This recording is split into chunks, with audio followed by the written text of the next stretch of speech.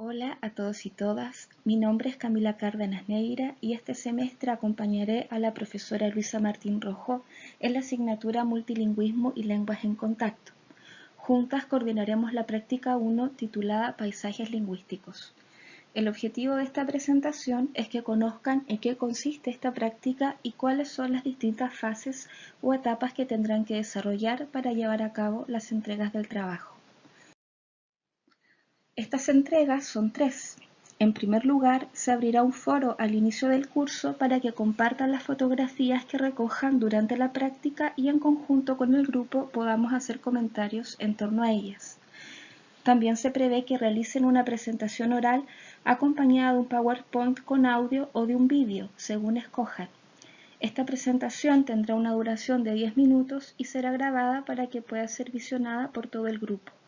Además, el estudio de estos materiales será considerado para el examen. Por último, se espera que hagan una entrega de una presentación escrita que recoja únicamente la parte final del trabajo, esto es, las conclusiones y las propuestas de cambio. Dicha entrega deberá tener un máximo de 6 páginas con interlineado 1.5 y letra de tamaño 12. Tanto la presentación oral como escrita se subirá a la plataforma Moodle en la carpeta llamada Práctica Final. A su vez, se contempla que esta práctica la realicen en grupos de máximo 4 a 5 estudiantes, quienes coordinarán e irán avanzando en el trabajo de manera online a través de Teams. La práctica se compone de 6 fases o etapas. A continuación les comentaré en qué consiste cada una de ellas. La primera fase engloba la aproximación al estudio y la definición del campo. El propósito de esta práctica es que adquieran una conciencia crítica acerca del papel de las lenguas en las transformaciones socioeconómicas, demográficas y culturales que se llevan a cabo en distintos puntos de la ciudad de Madrid, una ciudad que, como otras capitales mundiales, presenta fenómenos vinculados con la globalización y el multilingüismo. Por ello, nos trazamos 3 objetivos educativos que orientan esta práctica. El primero de ellos es aprender haciendo. En primer lugar, se pretende que, paulatinamente, se conviertan en investigadores e investigadoras comprometidas con el estudio contextualizado de las diversas lenguas y la manera como éstas desempeñan un rol preponderante en la producción del espacio urbano, revelando justamente cuáles son los cambios sociales, económicos, políticos o culturales que se expresan en diferentes lugares de Madrid en función del uso de esas lenguas. El segundo objetivo es aprender compartiendo, es decir, aprender a partir de los conocimientos y las experiencias que intercambiemos durante la realización del trabajo y los debates que sostengamos en virtud de los hallazgos preliminares. Nos basaremos entonces en el supuesto de que efectuamos un proceso de aprendizaje más enriquecedor si nos familiarizamos con el trabajo de los demás compañeros y compañeras en lugar de quedarnos solo con el trabajo individual. Finalmente, el tercer objetivo es aprender investigando. Para ello nos aproximaremos a un enfoque sociolingüístico conocido como paisaje lingüístico, el cual les ofrece una mirada teórica y metodológica para que adquieran herramientas dirigidas a observar, situar, fotografiar y analizar las señales escritas en el espacio público. Este enfoque, denominado paisaje lingüístico, permite dar cuenta de la visibilidad de las lenguas a través de diferentes soportes, tales como carteles públicos y comerciales que son emplazados en un territorio determinado. Así, observar el paisaje lingüístico implica prestar atención al lenguaje en el espacio en el que se genera, mediante un estudio situado de las prácticas comunicativas de las y los ciudadanos. Al mismo tiempo, este enfoque hace posible estudiar las formas en las que se ejerce el poder, las relaciones interculturales y las ideologías que subyacen a estas relaciones, a través de los registros lingüísticos y las representaciones simbólicas que se construyen y proyectan en el espacio urbano, como es el caso de los barrios y las instituciones que lo conforman. De este modo, el enfoque de paisaje lingüístico nos ayudará a comprender una serie de fenómenos prevalentes en las sociedades contemporáneas, como son Para empezar, las consecuencias de los procesos sociales, culturales y demográficos que tienen lugar en distintas zonas de las ciudades, como el incremento de la movilidad nacional e internacional, producto de la migración, por ejemplo, o los procesos de internacionalización de instituciones clave como las universidades. Estos procesos afectan, a su vez, las formas de convivencia, que pueden estar dadas por la asimilación o la segregación, por mencionar algunas, entre los diferentes grupos sociales y las lenguas que se reflejan en los paisajes cotidianos. Asimismo, en estos paisajes queda en evidencia un particular orden sociolingüístico que determina cuáles lenguas están o no presentes en lugares determinados, cómo se regula el uso de esas lenguas y cuáles son las jerarquías o los valores asignados a las diversas lenguas. Por ejemplo, cuando observamos que el inglés adquiere un valor diferenciado frente a otras lenguas locales o minoritarias.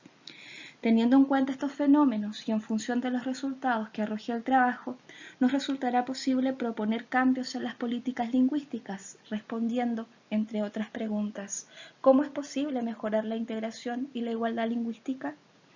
En definitiva, al adoptar el enfoque de paisaje lingüístico en esta práctica, podremos aprender una nueva manera de mirar nuestros entornos y los paisajes que los constituyen, de los cuales no siempre somos conscientes, pero que nos ofrecen información valiosa respecto de cómo las pintadas, los letreros, los grafitis y los anuncios, pero también las conversaciones o las reuniones sociales, entre otras interacciones que se generan en las calles, son poderosos mecanismos en la producción del espacio urbano por parte de sus habitantes. En concreto, el objetivo principal de esta práctica es lograr establecer un contraste entre los paisajes lingüísticos que observamos en las calles de nuestros barrios y en las instituciones que nos resultan próximas o de las que formamos parte.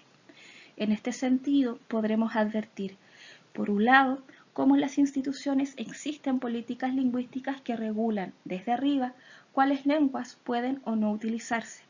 Es muy importante destacar que este orden sociolingüístico puede ser aceptado o bien cuestionado por los actores que las conforman.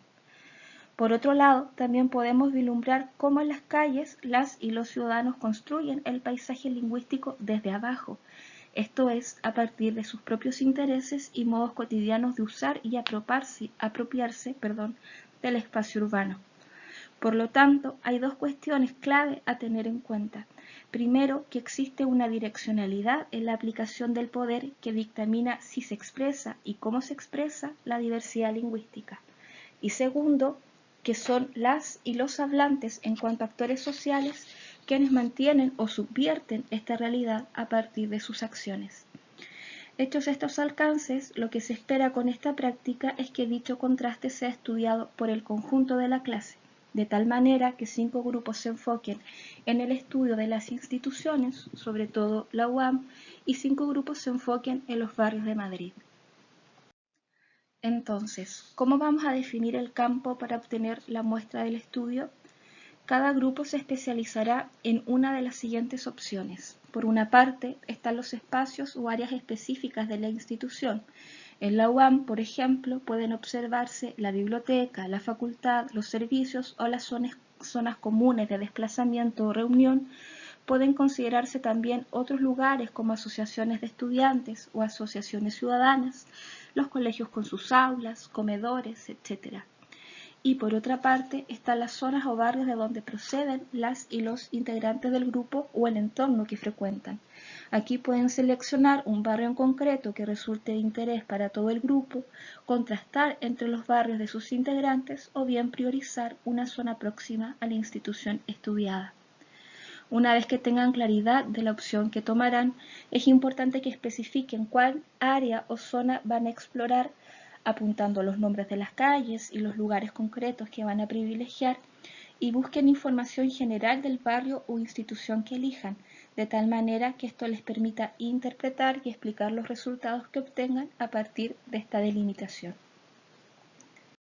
Con respecto a los tipos de datos que se prevé que recojan, estos son básicamente fotografías, ya sea de grafitis, pintadas, carteles, pegatinas, anuncios, tablones de anuncios, folletos, etc., o bien de artefactos como buzones, candados, entre otros.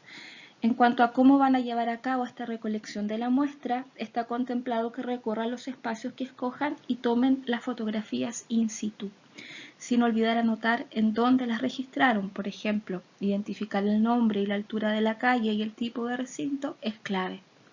Finalmente, del total de fotografías que realicen, deberán seleccionar por grupo las 20 imágenes que consideren más interesantes.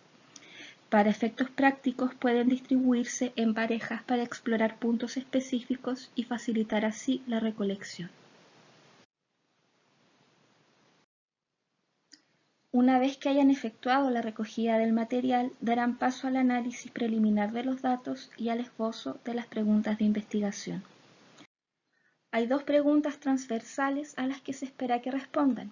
La primera es: a partir de la gestión de la diversidad lingüística que vemos reflejada tanto en el espacio urbano como en las instituciones, considerando que esta diversidad puede estar dada por la presencia o la ausencia de lenguas, el borrado o el tachado de alguna de ellas, entre otras posibilidades, podemos reconocer el tipo de relaciones interculturales existentes entre las distintas lenguas y los diferentes grupos étnicos que habitan la ciudad. Por ejemplo, si se aprecian prácticas de inclusión o exclusión, de guetización u otras formas de convivencia. La segunda pregunta es: a partir de las lenguas presentes en el paisaje lingüístico, ¿podemos ver cuáles son las que logran tener una presencia pública en los barrios y en las instituciones y en qué medida reflejan la diversidad de la población? Tomando como base estas preguntas, podrán formular otras más específicas si les parece pertinente, en virtud del análisis preliminar de las fotografías y los rasgos que les resulten más sobresalientes. La tercera fase consiste en la clasificación y la categorización de los datos. En estas imágenes pueden apreciar ejemplos que nos muestran cómo se construye el paisaje lingüístico en distintos barrios de Madrid. Es posible distinguir cuáles lenguas están presentes, en qué tipo de soportes y en cuáles recintos, cuáles son las finalidades y las propiedades de los diferentes mensajes, entre otras características. Como ven, las imágenes proporcionan información que es posible organizar en una ficha.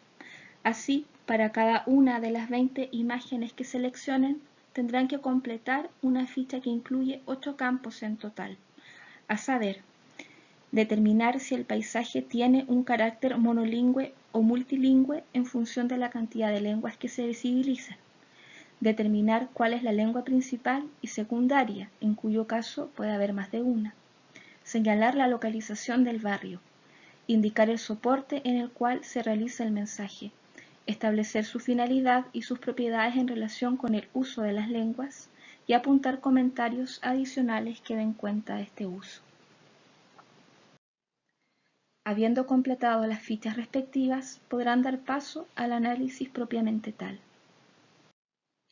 Para avanzar en este análisis, les proponemos responder a un conjunto de preguntas para incentivar la reflexión grupal, tales como: ¿predomina el multilingüismo o el monolingüismo? ¿En qué casos?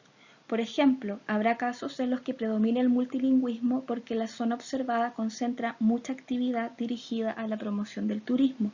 Por lo tanto, junto con el castellano, se podrá advertir la presencia de otras lenguas como el inglés, el francés o el italiano, por mencionar algunas. También podemos preguntarnos: ¿qué procesos sociales y lingüísticos reflejan estas imágenes? Siguiendo el ejemplo anterior, un proceso social relevante será la turistificación, debido a que en la zona se gestiona el uso del inglés con el fin de facilitar el consumo de diferentes bienes y servicios. Por lo mismo, la traducción del castellano al inglés será recurrente en diversos recintos y soportes, como las cartas de los restaurantes, las promociones de los bares, etc. Junto con esto podemos averiguar: ¿se descubren jerarquías de lenguas? En este caso, el inglés tendrá una presencia dominante frente al castellano u otras lenguas que se encuentran ausentes, como aquellas de grupos migrantes que no se asumen de uso frecuente entre las y los turistas.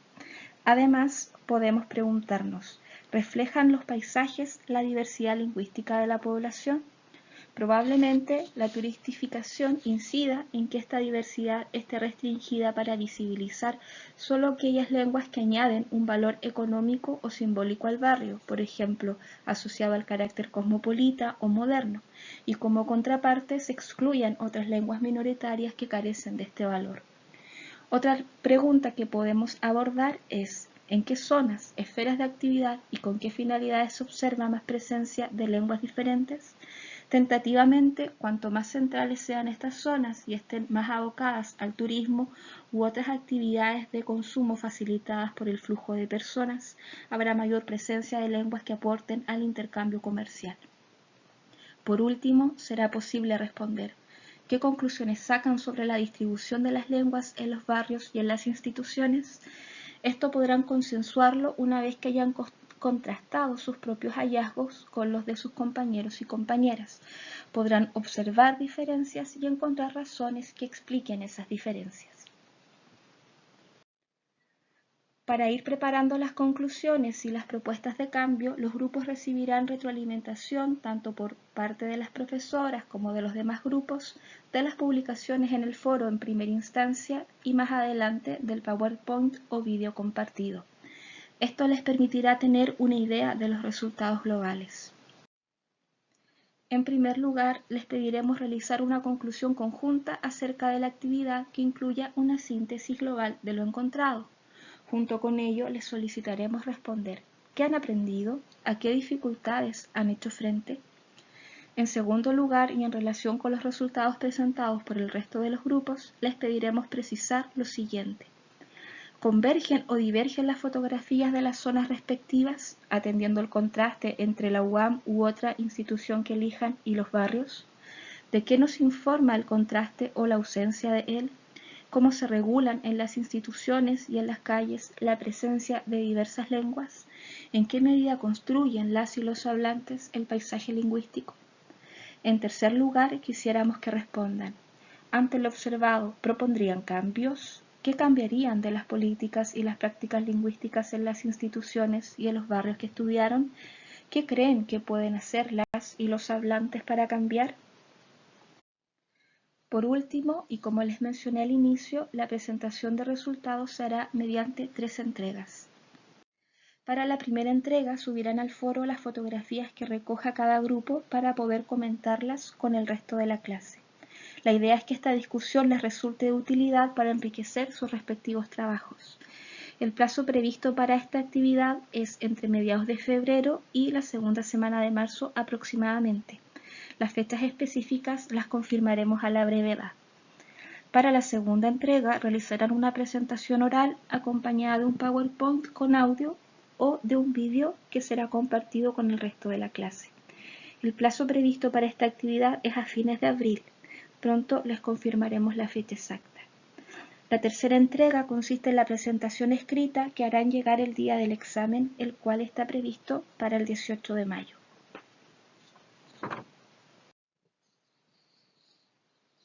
En cuanto a la estructura de la presentación oral, esta constará de 4 partes. Primero, una introducción en la que den cuenta del objetivo del trabajo y una o más preguntas de investigación. Segundo, una presentación del área o zona de estudio en la que ofrecerán datos generales del barrio o institución elegida y proporcionarán información acerca de cómo desarrollaron el trabajo de campo y las visitas a los lugares que exploraron. Tercero, una presentación de los datos recogidos y del análisis que hayan efectuado a partir de las fichas y la reflexión posterior. Y cuarto, las conclusiones y las propuestas de cambio que hayan acordado como grupo. Este último punto también se entregará por escrito, como ya les decía, el día del examen.